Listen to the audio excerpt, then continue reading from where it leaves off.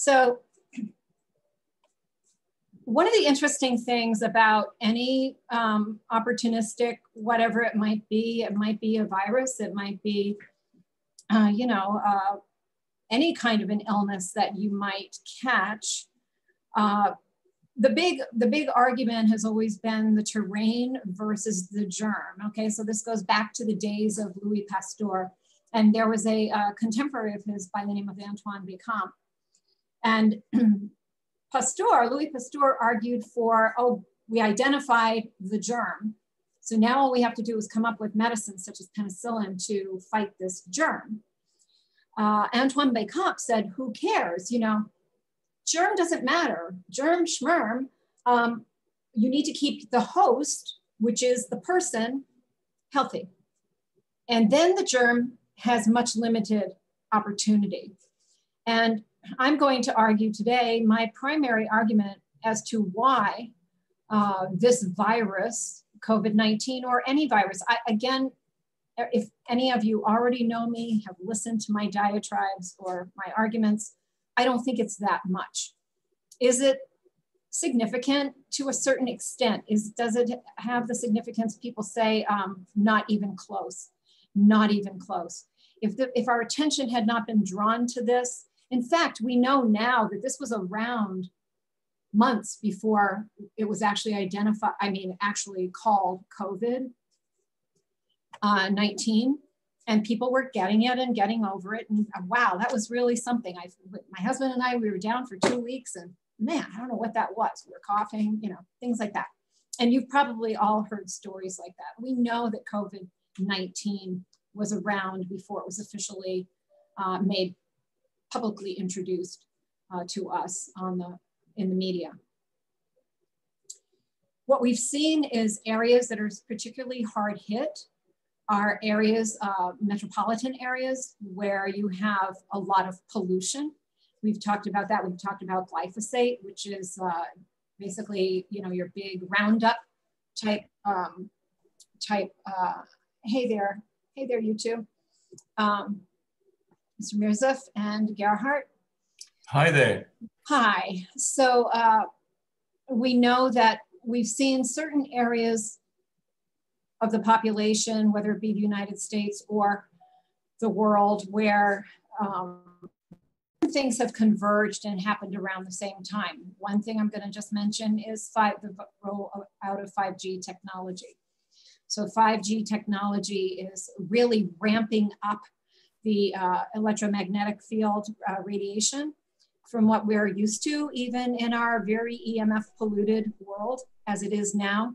So we see those areas in the Boston area, in New York, in New Orleans, in California, Los Angeles, things like that. We saw a lot of that. In Wuhan, they rolled out 5G right at the same time they give their, their flu shot.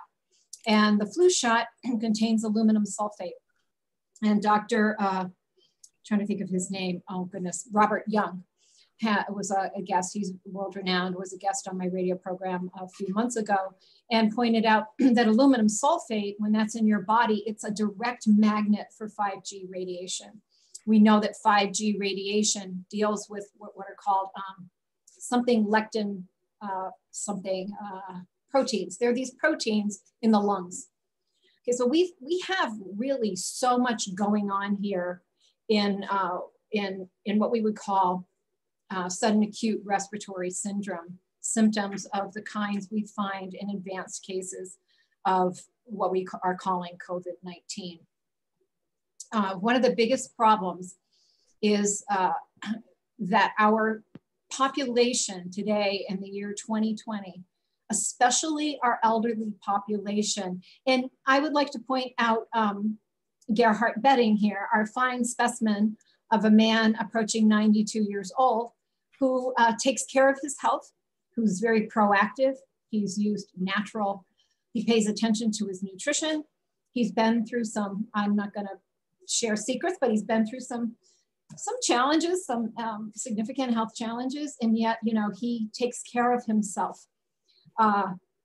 We have a lot of people who are Gerhard's age and younger, who are in either assisted living facilities or nursing homes where what they eat, where the food comes from, how it's prepared, what they're allowed to use for nutritional supplements is very much controlled. You're going to see, as I share my screen, as we go down, some of the key nutrients, and I'll be going through them, that are missing in, that are shown to be significant factors for contracting COVID and having particularly bad case, include vitamin D, vitamin C, the trace minerals zinc and selenium, iodine, another very important mineral. We have these tripeptides, glutathione, huge antioxidant capacity. We're going to talk about how these types of things and melatonin are being used, and I've seen them arrest acute SARS both times I've had occasion to use them. Instantly, you can turn off a very severe case of COVID-19 if you just know how. But let's go back and see what's happening to our elderly population. We have, I'll say here, malnutrition in our modern day in the Western world is much more common than we might think it is. When a pathogenic invader such as a new virus appears on the scene, poor nutritional status becomes evident, and those at the bottom of the nutritional totem pole succumb much more easily.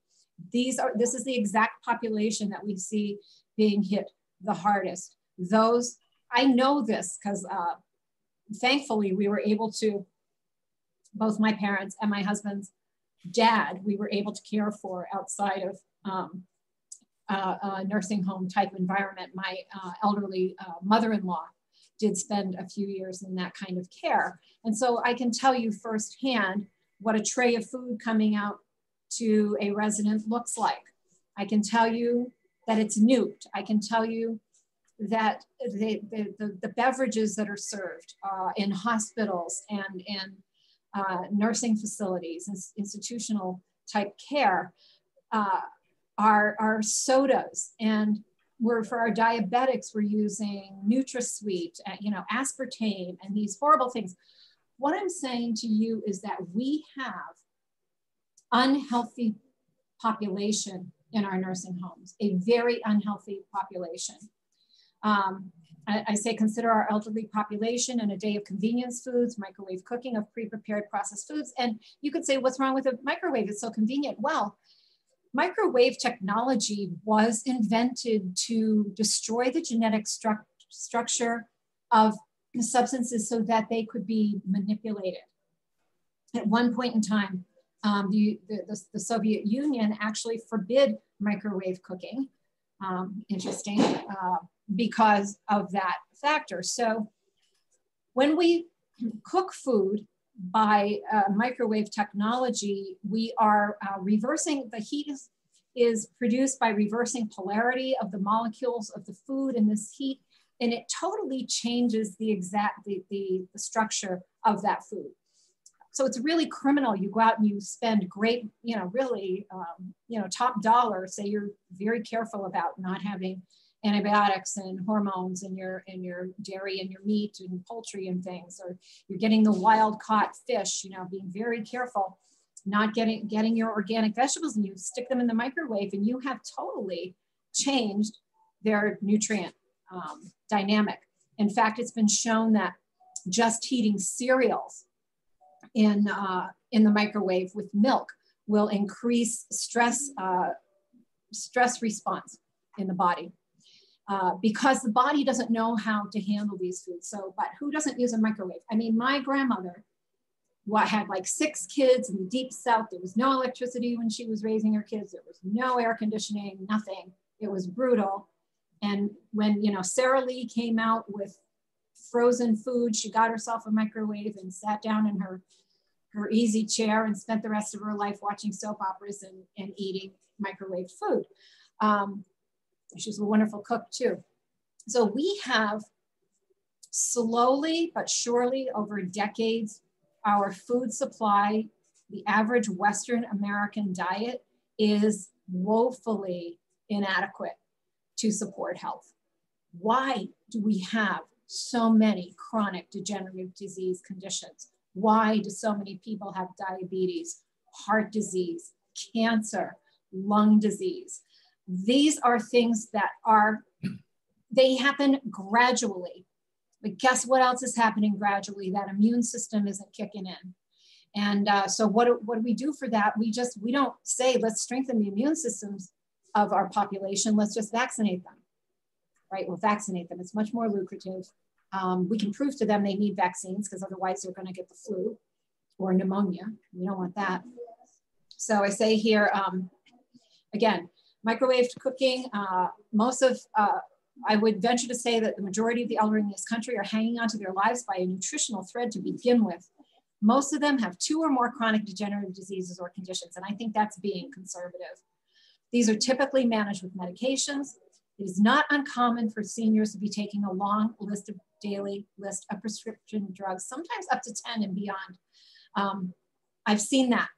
I see people with much more frequently with less, because I preach to the choir. The people who seek me out are people who don't want to go the medication route. So they might be on 2, 3, 4, but not usually the list that you're going to see among your general population, and especially as a person gets older. So when an elderly person is considered to need some help with nutrition, the standard recommendations are canned nutritional supplements such as Boost or Ensure. These are nothing but high-calorie sources of junk, such as high fructose corn syrup, inflammatory vegetable oils with some token synthetic vitamins thrown in to look good on the label. They're horrible. This just makes me weep. I have a lot of people being treated for cancer, and cancer people in mainstream, people with cancer are told it doesn't matter what you eat, just eat. Because, you know, you're going through chemo and you don't have an appetite. So we don't want you to lose too much weight. So we want to make sure, you know, you're eating. So it doesn't matter, you know, eat donuts, eat cake, eat ice cream, just eat. Oh my word. This, I cannot even believe, is given as medical advice. And I know I'm preaching to the choir here in this webinar that you all agree with me as well. It's bad, bad, bad, bad, bad. The corn syrup, high fructose corn syrup, so inflammatory, feeding as well cancers that use glucose as their fuel. When I say highly inflammatory oils, damaging the cardiovasculature, the arteries, causing inflammation throughout the body. Vegetable oils, right? So that's everything from canola to corn to just regular old vegetable oil, Wesson, you name it. These things are horrible. They're what we call polyunsaturated fats, which means they have many, many places for the fat to lock into. These go rancid very easily. In contrast to your good whole butter, coconut oil, animal lard. These are all maligned as horrible fats, but they are the fats your body and your brain need. And they last, they don't go bad because they don't have that, those things within them that go rancid so easily and cause wreak all kinds of havoc in your body and your brain.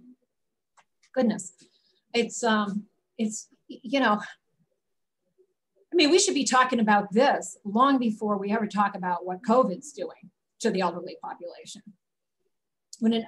Okay, so, all right, so we get that. Okay, so now you've got, and I know what it's like. I've tried to do this with my clients when they have parents in nursing facility care or whatever. Can I get, you know, some medium chain triglyceride oil, such as coconut oil, into my mother with dementia 3 times a day, Becky, like you say, will help her. Well, just try, because you're going to have to get that past a doctor. First, you're going to have to find a doctor to write a prescription for it. And most doctors aren't going to do that. I really want, you know, my loved one to have this particular multivitamin. I want them to have a glutathione supplement every day. I want them to have this. You've got to be a pit bull to get in there and go after a doctor because you can't just bring these vitamins in. like to your loved one and say, oh, these are my mother's vitamins, supplements, and this is the schedule, and I'd like to see that she gets them. Oh, no, no, no, no, no, no, no.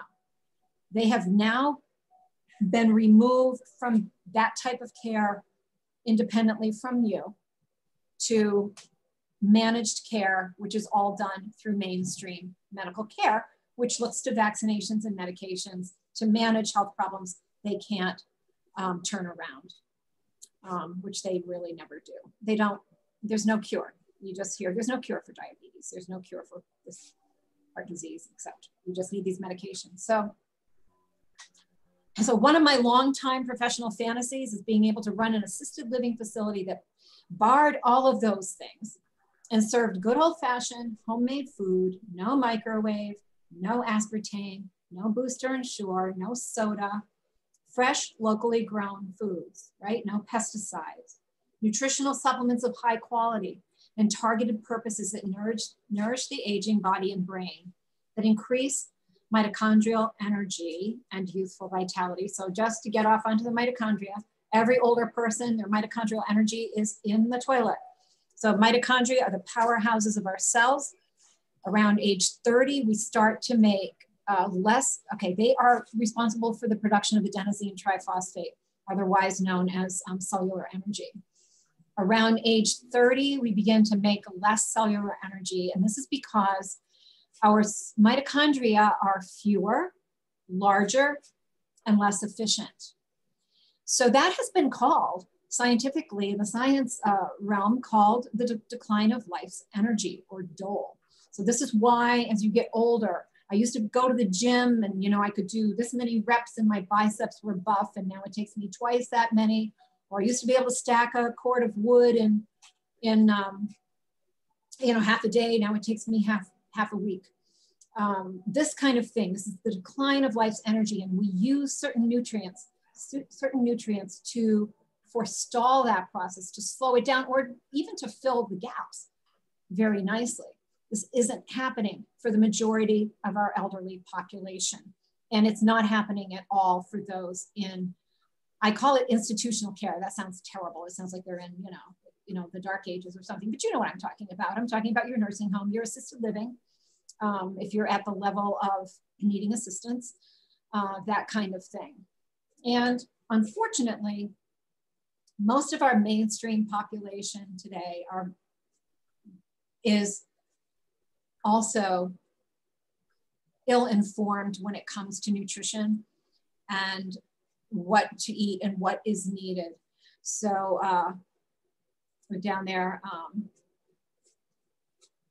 Anyway, yeah, freshly grown foods. Staff would include functional medicine, healthcare providers dedicated to healing from the foundation up rather than simply managing disease with polypharmacy. I mean, this is my fantasy. I've told other functional medicine healthcare practitioners, like some doctors, some compound pharmacists, who would be like, I would be with you in a heartbeat. We just have this vision for this wonderful, where it would be so cool if you could just take older people who are already, because most of them already, virtually all of them already are suffering with chronic disease, and get them into an environment like this. And also music and just wonderful environments of social coming together and all this kind of stuff, and just give them no junk. I'm telling you right now, that would be an experiment to shake the world. But as it is now, our elderly are many times slowly killing themselves with the lifestyle choices they make. And in other cases, those are imposed upon them. This can be through the government, what the government offers in the way of food assistance for those who need it. I'm talking about people on what we used to call them food stamps, right? But people on EBT cards. Try to take your EBT card and get yourself some organic salad greens or fruit, vegetables. Try to shop the periphery of the store for high quality real food with an EBT card.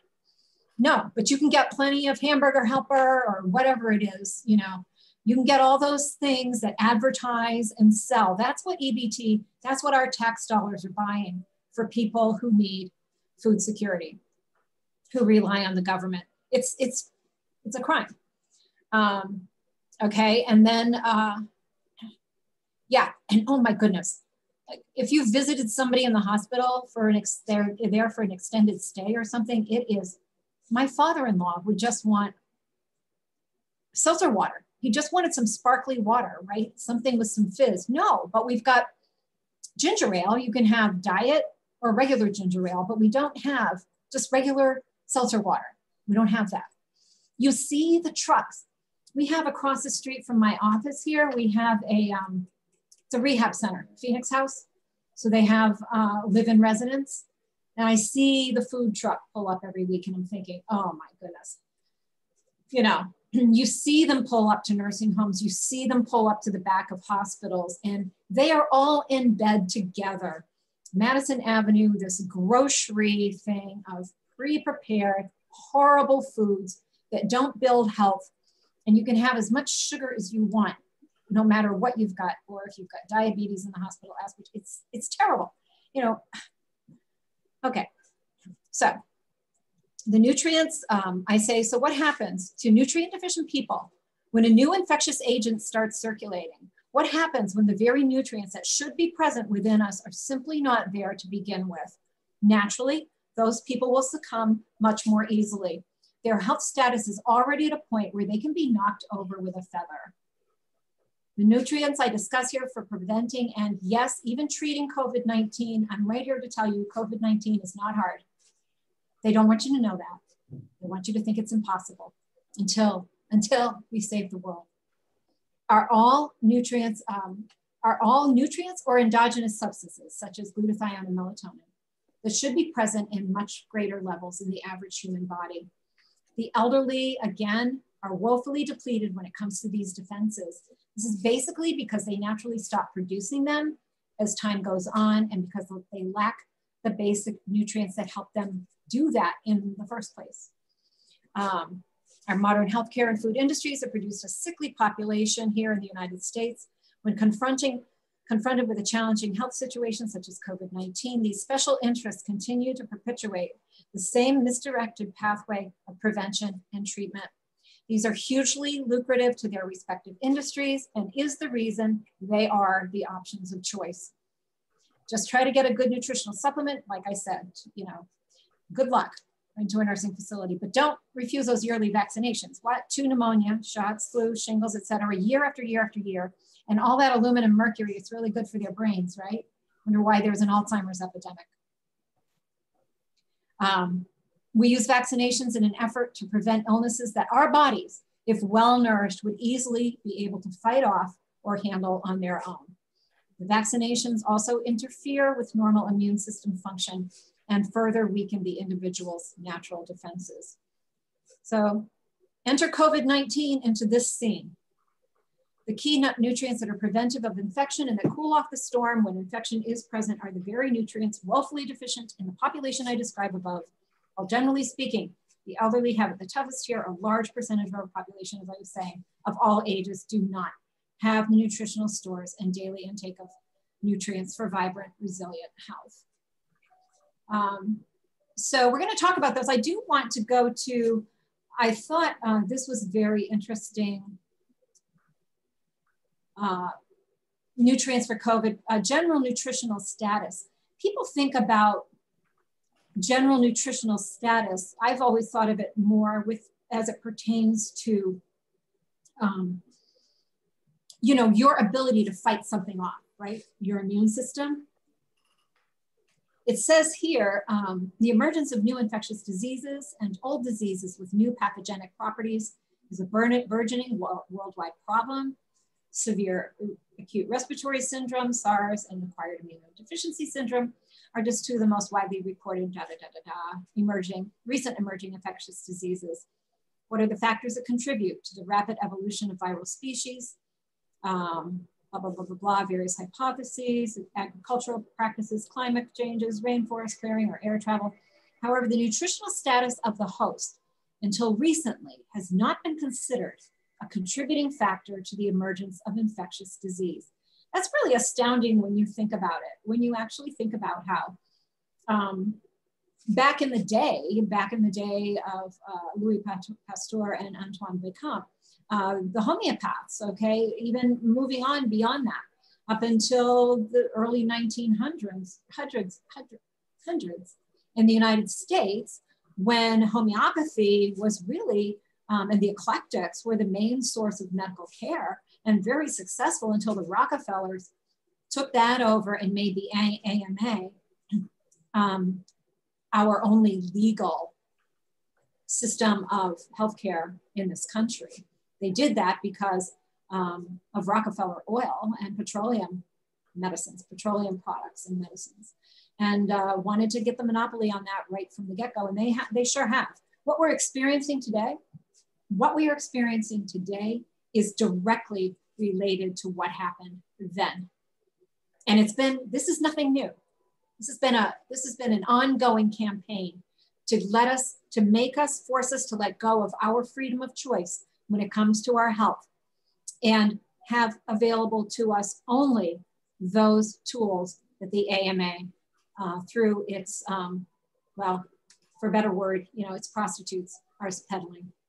But here we go. In this review, we've shown that host nutritional status can influence not only the host response to the pathogen, in other words, I get exposed, but I don't get it, but can also influence the genetic makeup of the viral genome. This latter finding markedly changes our concept of host pathogen interactions and creates a new paradigm for the study of such phenomena. In other words, our status, our nutritional status, has the potential to alter that viral expression within us when it interacts with us. This is huge.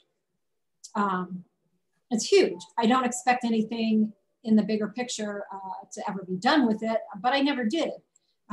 Those of us who do the kinds of things I do don't expect that in the big, but what we want is we want to empower and enable people like you and like us who want to take control of our health, and also want to inform others so that there is as much kickback as possible, especially as we lose our ability to say yay or nay to dangerous interventions. Okay, so there's that. Come on. All right, so vitamin D. Vitamin D is a big one. We've seen that vitamin D actually is not a vitamin. It's just always been called a vitamin, excuse me. It's a hormone. We make vitamin D in our bodies when UVB rays from the sun, when we're outside without sunscreen on, and we have enough cholesterol in our bodies to make that happen, we make vitamin D that way. Okay, so what do you see wrong with that picture today? Right? Tell people stay out of the sun, or slather yourself with sunscreen. Sunscreen, by the way, that contains all kinds of horrible stuff that gets into your system, including synthetic estrogens. So don't get out in the sun, put your big hat on, and all of that kind of thing. And then don't let your cholesterol be above whatever Pfizer said. Pfizer, Big Pharma said is, I say Pfizer because Pfizer was the original manufacturer of Lipitor. Your statin drugs, because cholesterol, you can't have your cholesterol up there. Cholesterol is the lord and giver of life in the hormonal cascade. Without cholesterol, you're dead. Without enough of it, you are not well. Even so-called bad cholesterol, LDL, plays a huge role in the immune system, function of the immune system. So see people with low cholesterol have a much higher rate of cancer. When we see somebody's LDL cholesterol going up, we don't go, oh my goodness, let's just bring it down. We go, what's it telling us? Maybe you have an infection. When we see cholesterol rise in general, we say, you may have thyroid issues, because cholesterol is very necessary for the proper functioning of thyroid hormone in the body, hormones. We might see that the person's under stress because the adrenal glands require cholesterol to make the stress hormone. So things like cholesterol is really a big clue as to what's going on in the body, but we don't know that it's actually harmful. that it causes a heart attack. We see a small correlation, 5% in those with heart attack and high cholesterol. And that's in men, ages 30, in their 30s and 40s. And we see that correlation, and it's been postulated by an MD, PhD, who wrote, his name is Uf Raskinov, who has written many books on this subject. Because men in that age group are under a lot of stress, they're building their families, they're building their careers. So their cholesterol is rising in order to help crank out the stress hormones from the adrenal glands. So it's not necessarily causative. It is a correlation that we see. Cholesterol has not been found to be a risk factor in heart disease for women at all.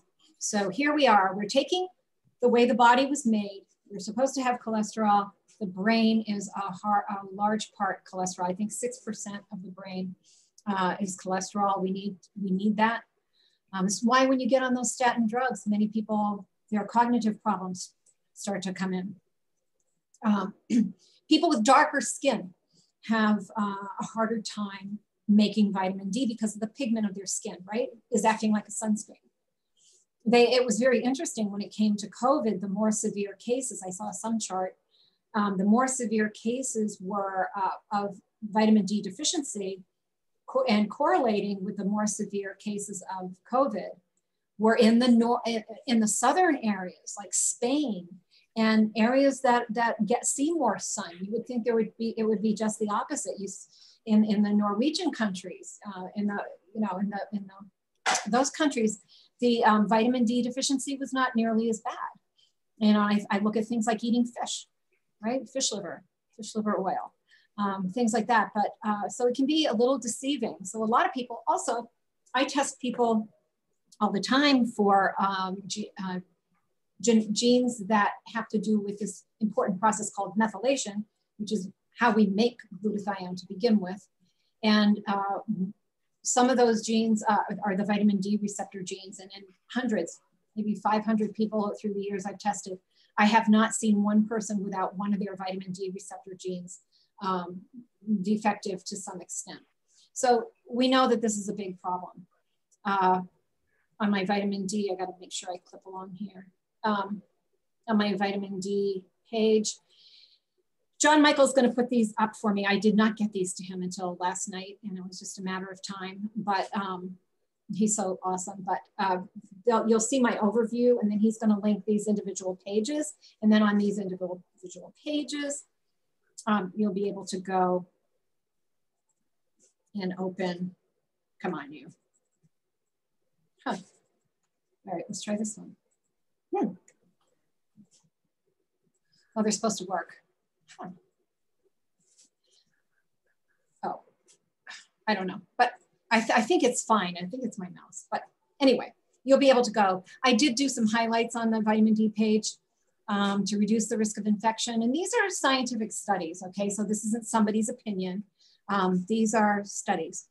It's recommended that people at risk of influenza and or COVID-19 consider taking 10,000 international units of vitamin D3 for a few weeks to rapidly raise concentrations, followed by 5,000 international units. The goal should be to raise what they measure when they do your vitamin D level above 40 to 60 nanograms. So yeah, a lot of people I see their vitamin D levels are 18, 20, not okay, not okay.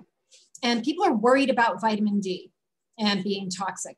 They actually have used 300 international units of vitamin D3 for people with severe arthritis, daily, long-term without side effects. The studies that showed toxicity of vitamin D were flawed.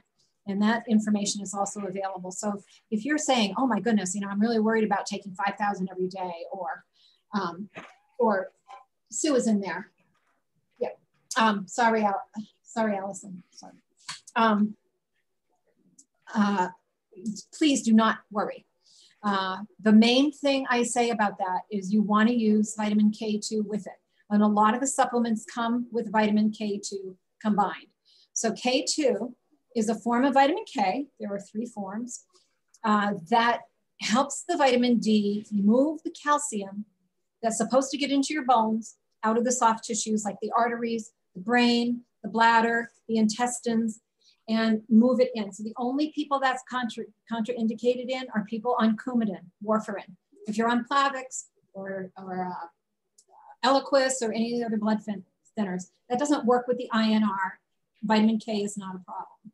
So definitely want that. You don't need the more vitamin D, not necessarily more vitamin K. You want vitamin K2 to be around 100 micrograms a day, no matter how much vitamin D you're getting.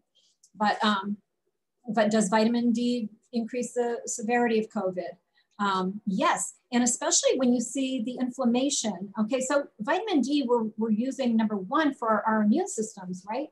But also the severity, the cytokines and the thrombosis we see here.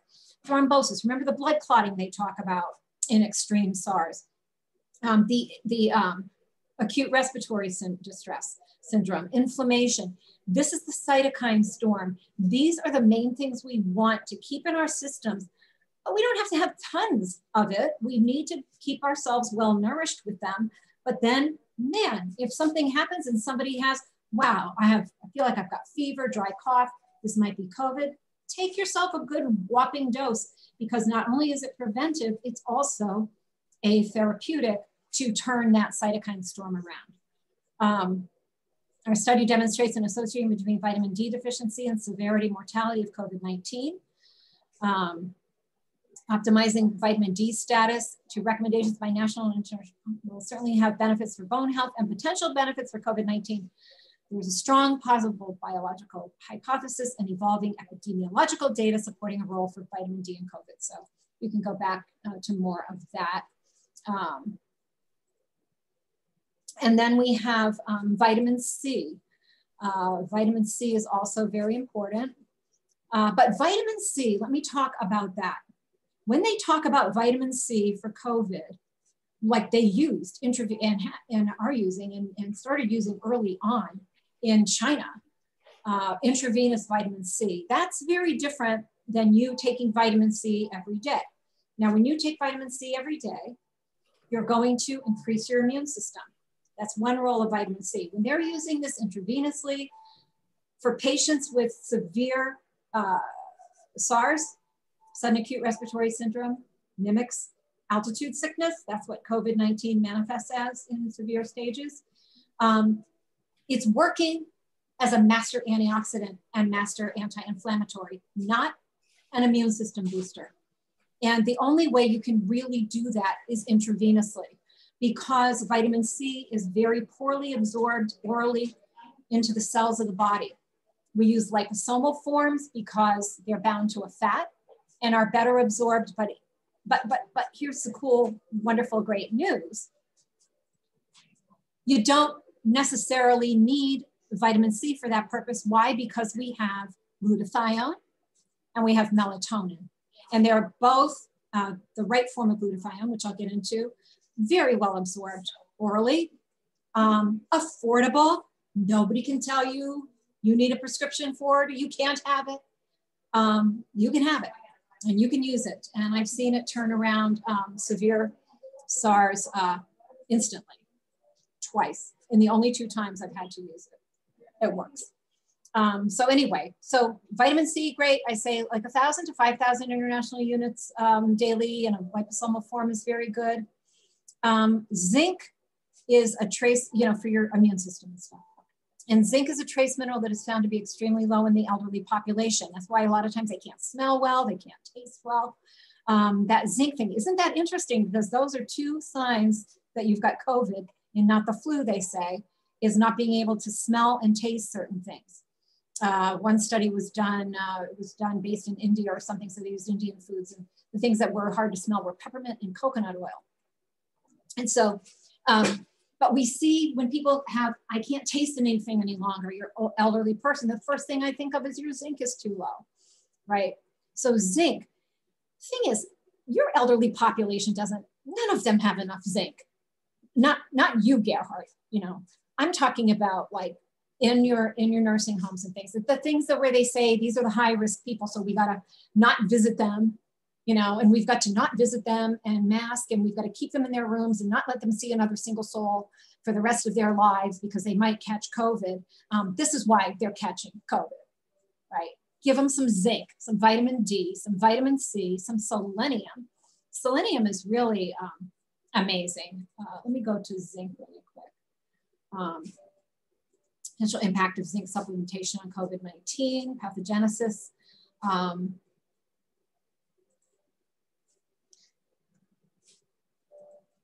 don't know why this is not working, but I'll find out. Okay. Directly inhibits viral replication, balances the immune response during infectious diseases, respiratory infections, risk groups. And one of the things that was really interesting in here was changes in while increased intracellular zinc may include biological effects in both the host and the virus. We were talking about that earlier. Not just is it affecting you and how you respond, whether you actually contract it or resist it, but if you do contract it, your zinc status is going to help modify how that virus is expressed within you. So this is huge. We have so much more power than we think we do. This is why for people like us in the know, this is such a frustrating time we're in. It's so frustrating. Let me get rid of that. Let's see. Selenium is another one that's super important. Go back to my overview. Selenium. Selenium also works in the glutathione pathway.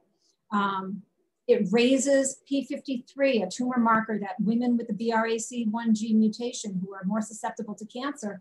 It's because they've treated people with that mutation just with a moderate dose of selenium a day for 3 months and found their risk of cancer, their rate of chromosome breakdown, breakage and mutation comes right down to the control group, and it works through the glutathione pathway, raising what is known as P53, which is tumor suppressor. So this is huge. What I really liked about the selenium, if I'm not lying, what I think I saw was it having to do with, it talks about researchers identified link between COVID-19 and selenium. So you can blood clotting in selenium. That's one of the big things they're saying. This is like, and Dr. Robert Young explained that as the interstitial fluids becoming in the body, throughout the body, becoming acidified, and how these certain things that turn that off bring back the alkalinity and turn around the cytokine storm. But here we have, so not only is selenium fantastic for the immune system, but it also is working again when COVID SARS pathogenesis becomes advanced. And we have the, and you have those things. So these things are not, they're not just to prevent it, right? But the thing is, you want to be using them to prevent. You'll likely never have it, but if you do, you just increase your dose. Now, selenium, we use in a trace amount. It's a trace mineral. I like 200 to 400 micrograms daily for people. Not more than that on a daily basis, but don't ask me if eating Brazil nuts, so many Brazil nuts a day will do it, because I have no idea. I wouldn't trust how many Brazil nuts I ate. How do I know? Iodine. Iodine is another very deficient nutrient. We find in iodine that povidone iodine, which is betadine, which is basically what they use in hospitals. Molecular iodine is a new frontline defense against COVID. The use of povidone iodine nasal spray and mouthwash during COVID pandemic may reduce infection and protect healthcare workers. UConn health researchers find a simple oral rinse can inactivate the COVID-19 virus. We make a nasal swab. We take coconut oil, which is antiviral, and we also take, and bacterial, we take, and we infuse it with olive leaf, we use iodine, we add iodine to that. And this makes a really nice barrier, especially in the nose. We find that the virus kind of deals with the nose. I didn't do this necessarily for COVID. It's wonderful. It's always been wonderful for just fighting stuff, especially if you're on a plane where your nose gets dry and all that kind of stuff. But this has already been proven. when it comes to COVID. So, you know, I don't think I've ever heard, I may have just missed it, but David Muir, you know, on ABC Tonight or whatever it is, I don't think I've ever heard him talking about any of these things. Have you? Now we're getting to the really big guns, the glutathione. So glutathione, again, is a tripeptide made in all of our cells. Most of us don't make enough of it. Common genetic defects, which I have, and many, many people do impair. We need certain of the B vitamins, and they're cofactors in all of this too, the whole B complex and the right form, especially of certain ones like folate. But anyway, when we have all of that, we're making glutathione. Look at this. Now this was published, I'll tell you when it was published because I remember, I don't have it written here. It was published first in a European journal in April of this year, and then reprinted here in the United States in July. Endogenous, okay, that means, endogenous means what we make within ourselves. Exogenous means a supplement we take, right? Or anything we take from the outside. Endogenous deficiency of glutathione as the most likely cause of serious manifestations and death in COVID-19 patients. That's huge because older people are not making glutathione. They're making negligible. They did a study where they took older people living 100 to 105 years old, where they were getting, where they were living healthfully, right? Not on a ventilator or whatever, or life support. They're living healthfully, 100 to 105 years old. They measured their blood glutathione levels against your average 60 to 80-year-old. Much higher in this group of centenarians living well and healthfully. We used to not be able to just supplement glutathione because glutathione itself is destroyed by stomach acid. We used to just be able to use like N-acetylcysteine, and some of the things you're going to find in the glutathione information has to do with N-acetylcysteine, right? Because people didn't used to be able to just use glutathione, but now we can, which is great. But therapeutic blockade of inflammation and severe COVID-19 infection with intravenous N-acetylcysteine, how? By raising glutathione. Local doctor says COVID-19 patients notice results with glutathione. That's Dr. Richard Horowitz. Down in New York, he's done a ton of, he's famous for his work with Lyme disease, for which he uses glutathione. And there's a story about that that I could share with you, but I'm not going to because of time. But glutathione, now I had a woman, I have a client, she lives in New Bedford, Massachusetts, and back in April, she was diagnosed with COVID. Now I started working with her in the summer of 2019 because her daughter recommended me. She'd had cancer twice. She has pulmonary fibrosis. She has chronic asthma. She's on medications. She had just had surgery for cancer not long before she was diagnosed with COVID and was admitted to the ICU. And her daughter said, what do I do? I said, take in a bottle of glutathione and give her 1,200 milligrams, one whopping dose. And she did. And she walked out. The doctor said, I never thought you would leave here. And bear with me one second. I read this to so many people that I printed it. I think I have it here somewhere.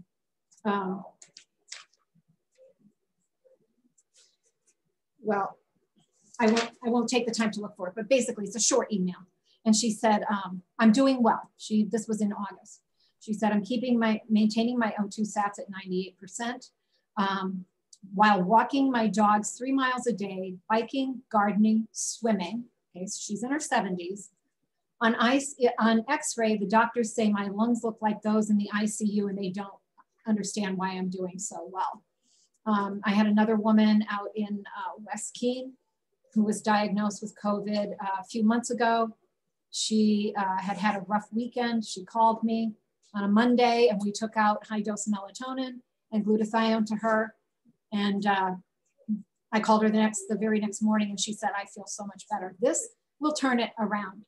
We don't need any of this junk, any of these designer, expensive, remdesivir, all that kind of thing. Also, let's talk about hydroxychloroquine. The malaria, anti-malarial, also the drug that's used commonly for rheumatoid arthritis, has been for years. Going back to the zinc, helps with the zinc to get the zinc inside the cells. This COVID was easily curable, and you know what? They know it. That's the really sickening thing is really, they do know that. But this is huge. So all you need to do is have this on hand. Hey, Becky. Yeah. We are right at 1:57. I don't know what people's time things are, but maybe. I'm just going to wrap up with melatonin. Okay, good. And then we can take questions for anybody who can hang. Thank you. Melatonin, we think of as being, so glutathione, dosing, I've got that. You're going to be able to see all this stuff on our website once John Michael deals with my mess and gets it up there. But melatonin as a potential adjuvant treatment. Okay, this article summarizes the likely benefits of melatonin in the attenuation of COVID-19 based on its putative pathogenesis. The recent outbreak of COVID-19, based on Again, a well-known anti-inflammatory and antioxidative molecule is protective against acute lung injury, acute respiratory distress syndrome, caused by viral and other pathogens. Melatonin is effective in critical care patients by reducing vessel permeability, anxiety, sedation use, and improving sleeping quality as well. But what is it really doing? It's doing the same thing glutathione's doing. It's doing the same thing intravenous vitamin C is doing. It is immediately shutting off the inflammatory cytokine storm that is what causes the death. Why did ventilators not work? Because they don't do anything about that. They just artificially shove air in and out of your lungs, and it doesn't at all address the problem. COVID-19, even severe COVID-19, is a slam dunk to prevent and to treat if you only know how, and it's not hard. I rest my case. Thank you. Questions, anyone? Yeah, if you want to be on camera or just microphone, go ahead and just let us know in the chat, and we'll promote you.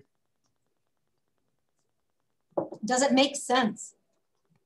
Does it seem to make sense to those of you who are listening? Yeah. Can I ask you, does quinine do anything? I mean, does tonic water? I mean, would you recommend that or no? No, I don't. I don't think you need it. I think at the beginning everybody was like grabbing for whatever. I'm not crazy about quinine in large doses, and I do know that even as medicinally, that quinine and hydroxychloroquine are not the same thing. Hydroxychloroquine is derived from quinine, you might say, but I think it's dangerous to overdo quinine itself, and provides really, I mean, what other benefit does it give you if you're using things like vitamin D, zinc, selenium, glutathione, high dose melatonin we're talking high dose. We have a little powder, a little thing of powder that a little tiny scoop is 60 milligrams. I use 60 to 180 milligrams of melatonin in a concentrated powder form with my clients. So you don't need it. Yeah. And tonic water, tonic water, it's either got sugar or it's got aspartame. So, you've just got a lot of stuff in tonic water you don't want. Q&A, we have a few here. My 100-year-old grandma just beat COVID, Jen says. She had a cough, stomach issues, didn't feel well, but she got through it. The worst part was she cried of being so lonely. We did lots of Zoom calls and kept her going. She was in isolation for 14 days and that was torture for her. Yeah, and that's the thing that's going on here. We are looking at human suffering with regard to one thing only, the possibility that you just might get COVID. And meanwhile, people are committing suicide. Older people are dying in abject distress and depression. It's bad, yeah. C, D, zinc, oxygen, and steroid is what the nursing home used. Good for them. Good for them. Yeah. That impresses me.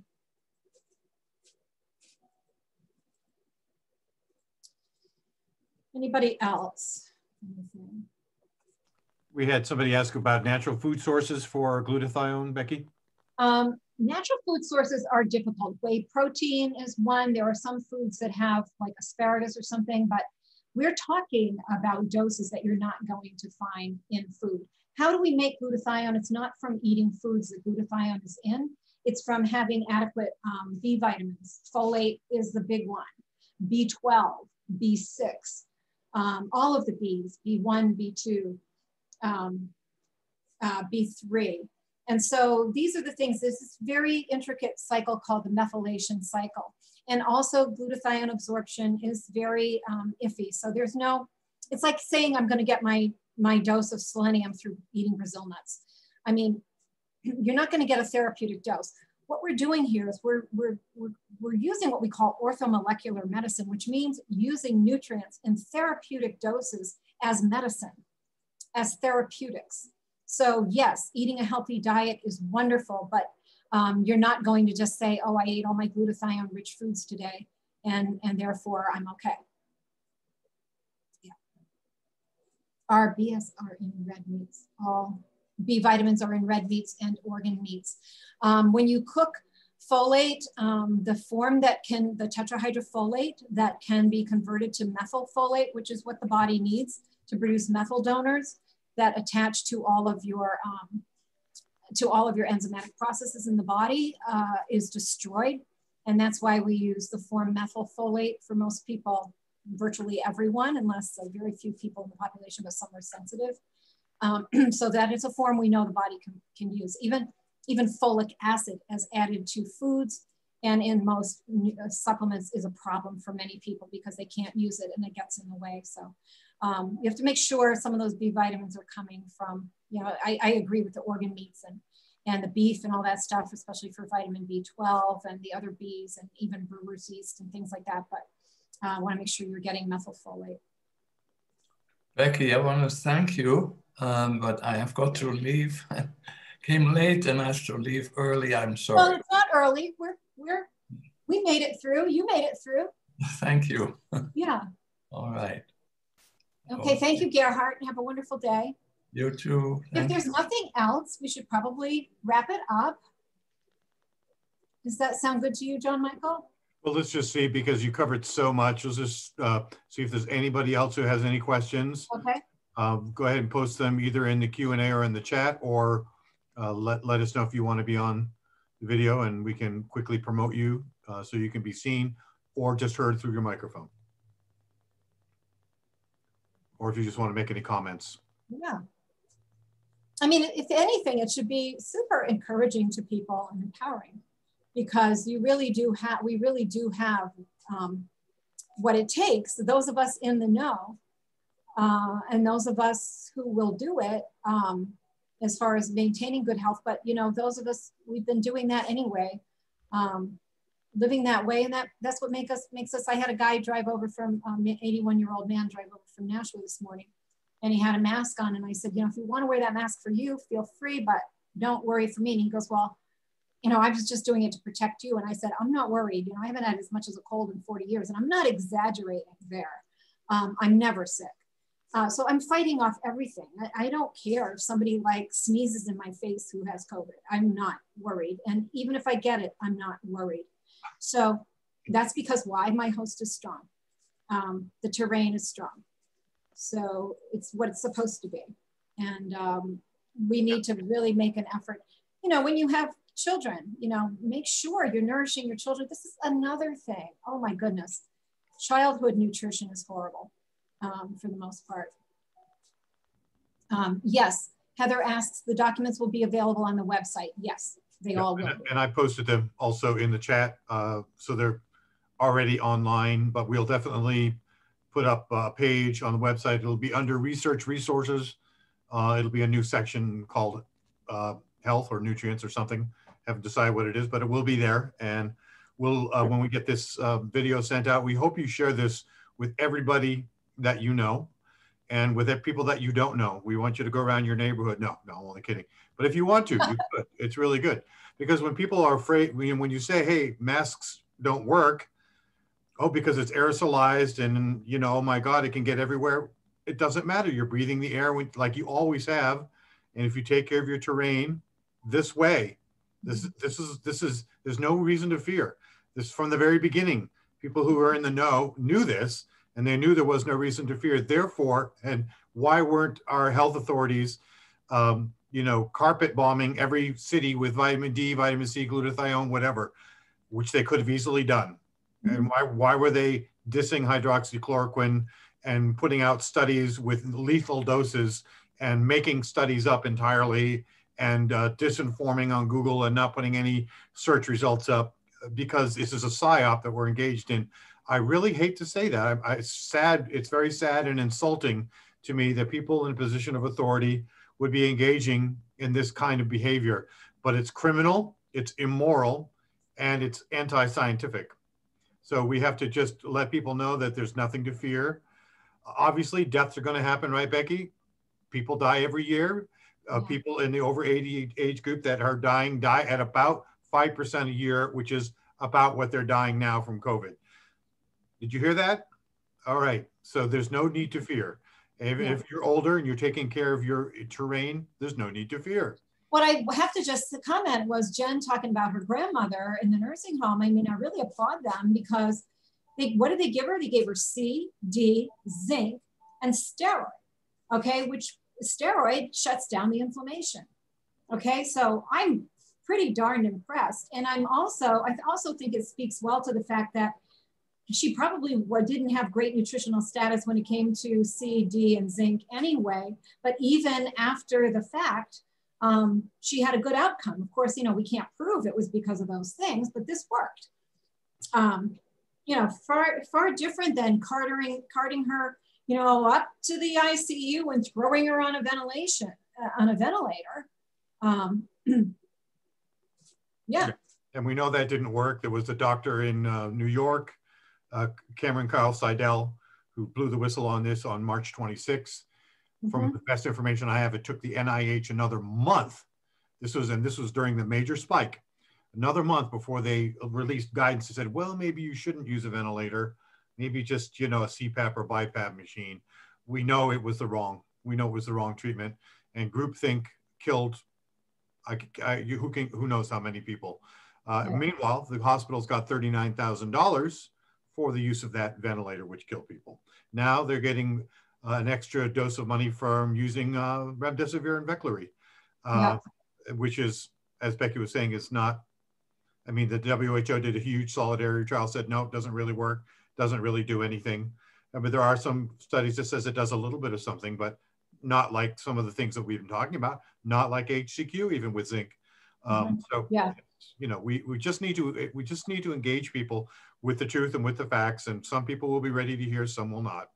But when it comes to the life of your loved one, your life perhaps, this is really critical information. So thank you so much, Becky. We're so lucky to have you in our community. Thank you all. Nice seeing you, Shoshana. And Joe, nice seeing you as well. And you as always, JM, John Michael. Joe, your microphone's not on. Oh. Joe wanted to say final thing. I would like you to stay with me a little at the end. I'm very interested in the PSYOP and political aspect, and I'd like to talk with you about that. Oh, sure. Okay. Sure. Yep. So I'll stay on for anybody who wants to keep chatting, and we'll let the main part of the video, we'll put it up when we're able to do that later today or tomorrow. And again, all the documents, if you look in the chat, I put a link to all the documents that are already online, and they will be up on the website within 24 hours, I would say. Yeah. Thanks so much, everybody. All and right, I'll stick around for a little bit of conversation. So. Okay. All right. All right. Anyone who wants to go, that's fine. And yeah, Joseph, go ahead. Okay. I think it's important to discredit Dr. Fauci, because if Joe Biden gets in, which I hope he doesn't, I don't understand. Trump seems to be on our side on this thing with like the hydroxychloroquine but he went gung ho into this vaccine solution. And all right, anyway, but he pushed away Dr. Fauci, which was good. One of the things is when Fauci recommended stay at home, right? You talked about like sunlight, right? And vitamin D. This is well known. It's well known that vitamin D does two things. It increases the helps the immune system and kills germs. It's a disinfectant. Okay, exercise. He took us away from our health clubs, right? And whatever, the way people were doing exercise. The refrigerator. We're diabetics who eat too much. And when you stay home, You're too close to that. There's communication, the way you learn from others. The isolation in that. There's okay, and then later they came the livelihood and purpose. I have one more here. I can't read it. I can't read my handwriting. Hold on. Mainstream media. In partnership with mainstream media, there's anxiety and there's stress and leading to mental illness. So to say that his recommendation that he's the public health expert, and yet he put all those things upon us, how could he not know he was doing that? So in other words, you have to think that he was shepherding us to a vaccine solution for whatever reason, and this is, the vaccine solution leads to austerity. Nobody's talking about it. I mean, Tulsi was the first one who talked about, wars costs to take a too large a share of the economy. But all this stuff, they seem to be moving away from war. Trump moves away from war, and they're moving towards a pharmaceutical solution. Now, Trump also, he put, there were 3 executive orders to reduce drug prices. So he was the first politician to really take on the pharmaceutical industry, So I don't understand why he's done the vaccine and such. But anyway, I think he should be discredited for 2 reasons. One reason is to promote your type of the terrain solution, and the other reason is to make do whatever you can to keep him out of the Biden administration. So in other words, I've been thinking about a letter for this for a long time, but if anybody else wants to do that, I mean, I know Gerhard is a good guy to write letters and stuff, but I think we need to get this out here, because he's the one that said first stay at home, and then the lockdown. He did both, and lockdown also takes away your defenses. You don't have money. Maybe we can't even buy supplements, because there's so many people right on the edge. And okay. Yeah. All right. Anyway, that's what I wanted to say, but I think it's something we need to focus on, because we have to discredit the other guys as well as promote what you're doing. I don't know if you can read this on your screen, but this is the communist coercion methods. This was created in 1956, and somebody did a side-by-side with the types of coercion that come from the communist playbook that lead to a person being compliant.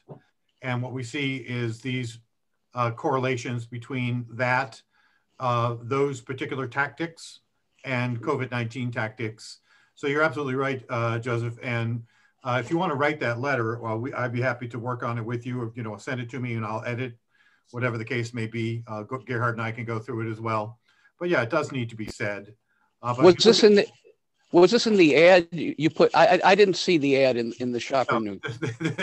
This was not. This would have certainly resulted in more of a kerfuffle than we originally had. But no, this was not in the ad. But you should put. I can't see the words. I haven't read this yet. Okay. But this is the type of thing that should be in. You can't get it. The Sentinel won't print a letter like in this form. But it could be an ad. I don't know how much it would cost. Probably not.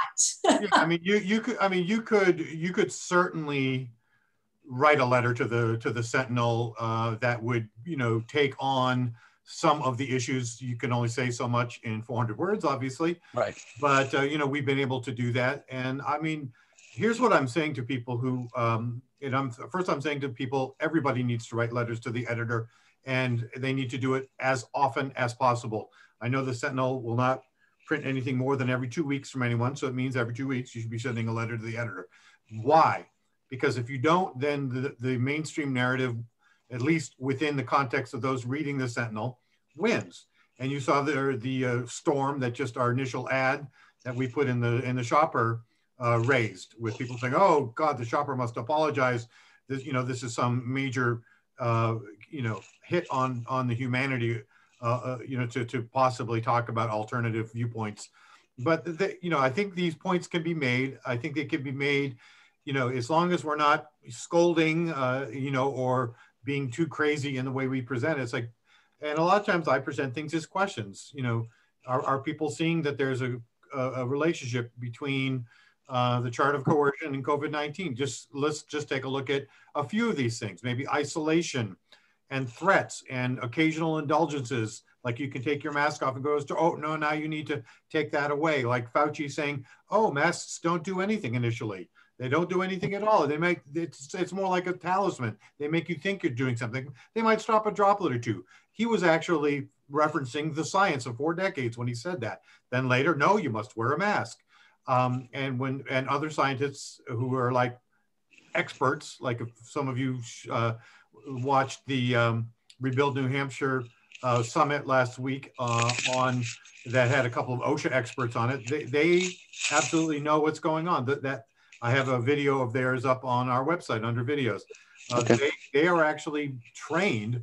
Doctors are not trained. Most doctors, immunologists are not trained. These OSHA experts, they live and die off of their training, and people who they serve live and die based on what they know and how they present what they know to protect people. And they're like, no, these surgical masks, no. The cloth masks, no, they're not going to protect you. Why? Because even the N95 masks only go down to 0.3 microns. And influenza and COVID are 0.12 microns, 1/3 the size. And we know that they're aerosolized, which means they flow up in the air, they waft around in the breeze, they can travel 30 feet, right? Easily. Yep. And we're breathing them out. They're coming out all the different parts of our mask, cloth masks in and out, without any, they might, yes, if you're going to sneeze, they'll prevent a droplet from coming forth, but not the aerosolized particles. So they literally, for healthy people in a community setting, 4 decades of, lots and lots and lots of studies. And then the most recent study from Denmark, which looked at 6,000 people who were, by the way, as part of the study, they were trained how to use the mask. So this is the biggest thing that goes on, right? When people say, well, they work in, surgical areas. Well, because those people have been trained, but most people, touching their mask and moving it around, you've just completely nullified any value of using the mask when you do that. But for people trained to use masks, there was no statistical advantage for mask wearers versus non-mask wearers. I think it was 1.8 versus 2.1% non-mask versus mask wearers for a contraction of COVID. And of course, now we do have to ask still, with all the case numbers going up, whether we can even trust the PCR numbers. Becky and I on a radio show on Saturday talked about the crack in the COVID wall. This is PCR tests unless, first of all, they never isolated the virus. So what are they actually capturing? Probably bits of coronavirus, maybe little bits that are implicated in SARS. But if they're testing, most tests in the United States, we understand, are between 37 and 45 cycles on the PCR cycling, which we know doesn't tell you anything. It's pretty much false positive. If you're going to find anything, it's going to be bits of a virus. The person is not likely to have any infectivity at that level. You need to do it at a much lower cycle level to find anything useful. And the developer, the very creator of the PCR technology, which is really a manufacturing technology, says this is not a yes/no test. This is not, can't be used to determine, the presence of a live virus or infectivity, or whether a person's sick or not. You need to have a clinical observation and other tests to determine that. And when you see these massively inflated case counts, they're not telling you anything. We know now that there are several lawsuits that have been initiated. There have been retractions requested from the original Corman-Drosten test that was designed before the full data from China came out before that. So now they came out with the test before that. What does that tell you? The CDC has the patent on the coronavirus. What does that tell you? Yeah. Bill Gates pushing vaccines on the world is the biggest funder or one of the biggest funders of the WHO. And what does that tell you? There's an agenda going on, Joseph. Yeah, I know. I talked about this on the mayor's show on Saturday. An hour, and I listened to part of Becky's show that day because I was in the car. But anyway, so I'm aware of this, but I want to ask you one more thing. From the beginning, I thought this was kind of a disease. Like you say, it's in the air everywhere and people breathe it in. And it may not be unhealthy to breathe in a little bit, right? Because maybe that makes antibodies for you. But on the other hand, it seemed like a disease of intensity, so that people breathing the same air again and again, like on an airplane or on a stateroom on a ship or something, it seemed like that was what could. It's just breathing it in. That's what, Becky told me early that it was in your throat. Okay. So it seems to me that the phlegm, I have no medical training. It seems to me the phlegm is is part of the immune system. It's a defense mechanism. So it captures the stuff and you swallow it and gets destroyed. But if you breathe it, or you have to talk loud when you have a mask and you put it in your mask, and now it's like you have a small room in front of your face, right? So you breathe it back in again, it gets into your lungs. So I think that what a mask may give you is an intense experience of when, if you were just breathing fresh air, you wouldn't get it. But they sort of agree, because they say closed in areas, when if you think about something like a grocery store, it's so cold, and they're trying to save energy, so they keep the doors closed and stuff.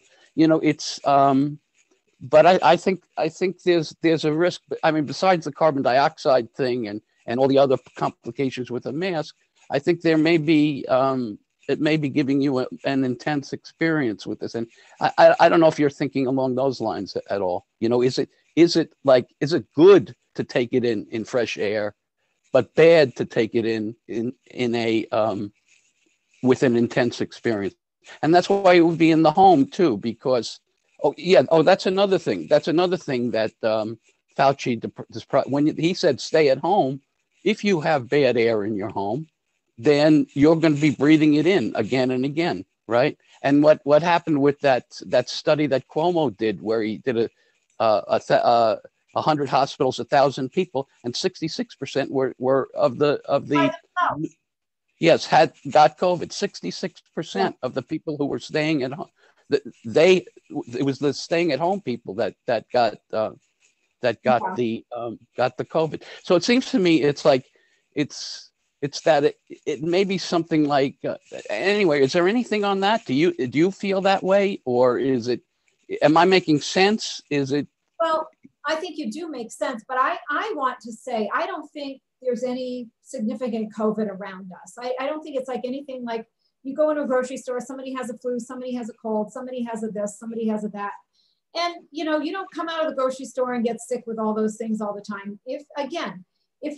Don't worry about it. This is the thing that really kills me is you see people with masks, like they have this illusion that there's just molecules of COVID all around them. It's all thick in the air. And that's not the case. And if it is, I mean, fine, we'd all be dead if we were susceptible to every germ we breathe in. So there's been a lot made of this germ because it was an opportunity. It was an opportunity that's been planned and looked for a long time for a power grab. And what's happening with these masks, I had to, the only errand I ever do, but this is like me because I hate errands and I do a lot of online shopping. I always do for my business, and I just don't like running errands. So I'll go to the co-op. The last time I was there was maybe 4 weeks ago. My husband does the errands, but and I'll wear a mask when I'm in there. When I leave the register, I usually rip it off with a great act of defiance. And I did get yelled at one time, but I had to go to the bank this morning at Bank of America to get some change for my drawer. And I just felt, it makes me angry to see this nonsense, I walk into the bank. Of course, I have to put the stupid blue mask on my face to go get change. Somebody comes up to the branch manager, comes up with her mask on. Can I help you?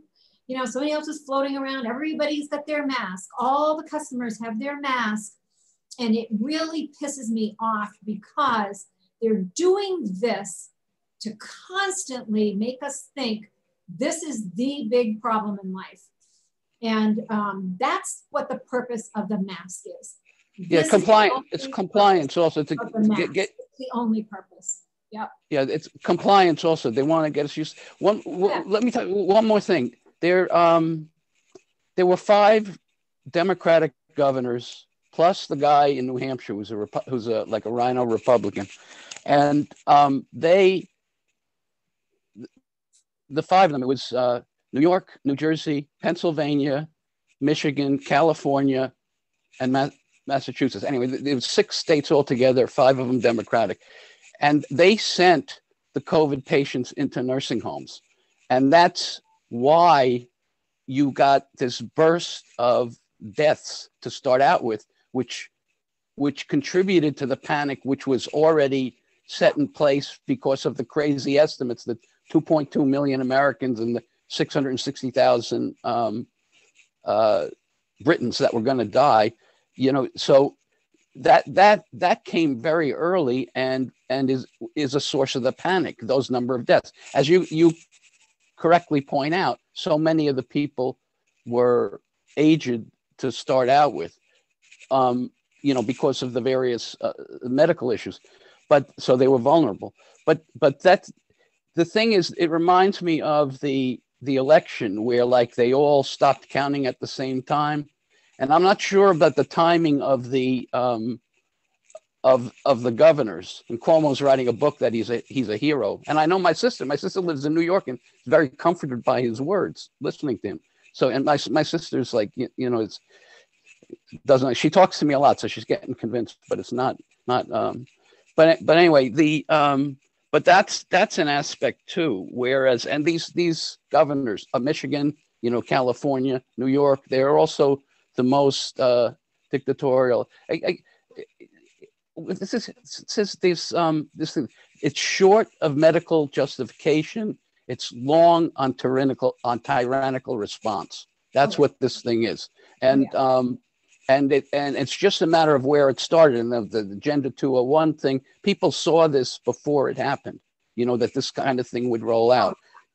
Yeah, so yes. It's this is originally when I was talking to the mayor online, he was saying this, and he wanted the mask. He was saying this is a disease problem. It's not a political problem. When it was like Trump versus Fauci and stuff, but it's not, and it's not even half and half. It's a political problem, and it's because and I think it's a bioweapon. And some people think I know you've seen this stuff where people say that it was constructed in a biolab. And it's only a question of which one it was, whether it was, I heard 4 places. I heard, I've heard North Carolina, Winnipeg, France, and Italy before being moved to China. But, I don't know which one of those is right. I suspect North Carolina. But it's... I just want to wrap this up, Joseph. Okay, fine. But this is all the things I'm thinking about. It's just the politics of and I can't write all this because they'll think I'm just totally crazy. But it's we are doing that kind of thing, and we're speaking out. We're doing exactly what you say, and we are calling out these guys. And it's interesting because we get our hate responses as well. Somebody was saying that I was sharing dangerous propaganda on Saturday, and I was like, propaganda is when you deceive people for some sort of motive of your own. I don't know what mine would be unless I just getting beat up. Yeah. Yeah. I mean, what are we actually doing? I don't know if Heather is still with us, but in the chat, in the Q&A, when Joe, you were talking about Trump. Oh, Heather is here. When you were talking about Trump and the vaccine. I don't know either. And I have said, while I am a strong supporter of Trump, he doesn't get it on the vaccine. But see, a lot of people just don't. They just don't get the vaccine thing. I even wrote him at the White House. I'm sure he never saw it, but I just said, how much I support him and everything. But I was very, just wanted to, this. And I think, she was saying some people, independent journalists, have speculated what Trump is doing with the vaccine. Some have said, don't you think he's just kind of going along, whatever. I don't know. But I do think that he would be absolutely against a mandate for the vaccine. He's certainly no mandate that we're going to all wear masks for 100 days. You know, this kind of baloney. Yeah, and so, you can imagine the outrage if he ever came out against vaccines, because they were outraged when he talked about hydroxychloroquine. I do want to make one comment, and then I want to ask a question of you, Becky, before we go, just quickly, and I know it probably can't be dealt with quickly. The one comment I want to make is going back to what Joe's were saying about enclosed spaces. The Diamond Princess cruise ship was a petri dish for an enclosed space, right? They didn't know about it. Everyone was quarantined for at least 2 weeks there. They had, out of 3,700 passengers, 712 showed positive for COVID, and 9 eventually died, none on the ship. I think they eventually died later, which tells you that herd immunity was, or some kind of threshold was reached where the most susceptible got, you know, the ones with comorbidities and metabolic issues got killed, were killed, but the rest of the people, even on a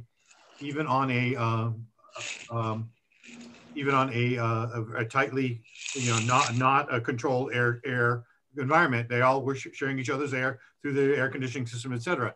So even that's really not an issue if your terrain is good. But Becky, I do want to just quickly ask, because this comes up so often, just briefly, I know we can't do it briefly, but just briefly, herd immunity versus, you know, it's a natural herd immunity versus herd immunity that is being discussed as herd immunity through vaccinations. Can you give us the 60-second hit on that? I can't.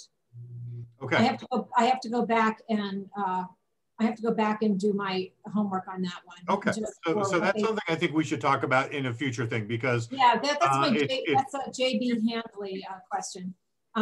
Yeah, and of course the Great Barrington Declaration, those 50,000 scientists and health practitioners, you know, were being blamed. Oh, it's a strategy. Well, it's a thing, but vaccinations change what the thing is, and we should talk about that. Well, so I would just, in my 60 seconds, I would say I think the vaccination thing took the concept of herd immunity and violated it and misrepresented it, okay? In other words, they're saying, well, you know, measles died out because the vast majority of the population got that, and that was herd immunity. No, really, we don't have any proof of that. And those communicable illnesses were already on the downswing before the vaccinations came into play. And we also know that, however, if people naturally acquire, there's a very difference between a naturally acquired immunity and a vaccination-induced immunity as well. So a naturally acquired immunity, if I catch chicken pox, right, my immunity lasts years and years and years. And when you get a vaccination, this is why they have to keep vaccinating you again and again and again, because these vaccinations only last, you know, a few years. And it's not the same type of immunity. In addition, you have, with the vaccinations, you have an interference with natural immunity, cellular mediated immunity. So we're weakening people's immune systems. We're throwing in antibodies against certain things. We're inflammatizing them. We're making them inflammatory by adding metals and formaldehyde and things like that to make them work better.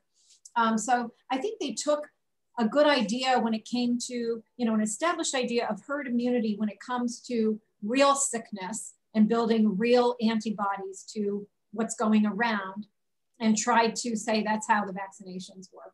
And you've got viral shedding in a lot of cases where people are getting shots, and they become huge spreaders. It's interesting to note, people may be aware of this, that the COVID-19 vaccines, there is no guarantee that you will not have transmissibility.